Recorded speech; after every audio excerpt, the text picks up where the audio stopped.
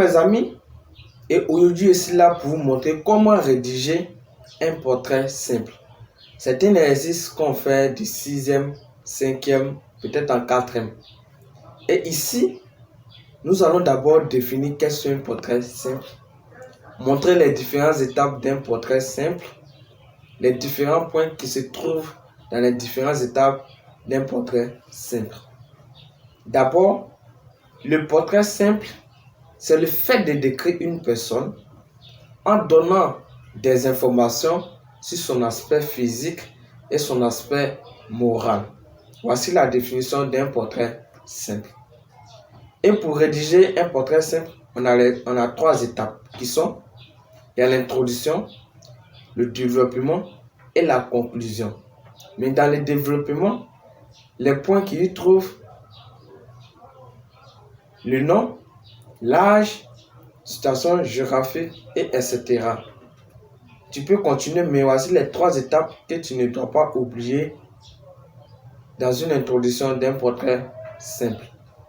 Et dans le développement, on n'a seulement que 2 étapes, 2 points plutôt. On a l'aspect physique et l'aspect moral. Mais qu'est-ce que l'aspect physique? L'aspect physique est de montrer si la personne écoute, est grand détail, son teint est noir, clair, son visage est comment, ses yeux sont comment, sa bouche est comment. C'est ce qu'on appelle aspect physique. Tu dois dire tout ça. Et aspect moral. Qu'est-ce que aspect moral? Aspect moral, c'est de dire si la personne est gentille, il s'énerve trop, il pense trop, il est royal, il est sympa, tout ça. Et voici les 2 points qui sont dans le développement d'un portrait simple. On part à la conclusion.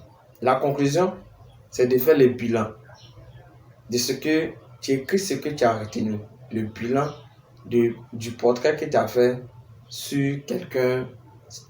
Ça peut être ton papa, ta maman, ton grand frère, ton petit frère. Et voici